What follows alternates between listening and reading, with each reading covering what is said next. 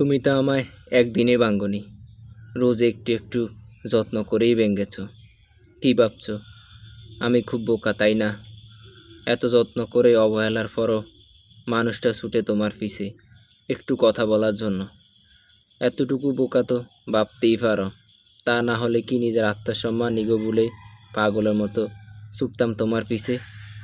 তবে এটা মানতে হবে, তুমি নিখুঁত মাপের অনেক বড় অভিনেতা। তবে বেঈমানিরা যা ছলনাময়ীর জন্য যদি কোনো স্বর্ণপদক বা নোবেল পুরস্কার থাকতো, তবে বিশ্বাস করো সবার আগে তুমি পাইতা সেটা।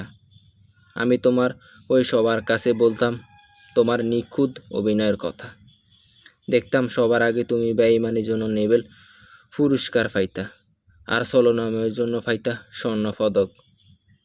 তুমি অনেক বড় মাপের অভিনেতা, আর তুমি ভাবো আমি বড়ই বোকা।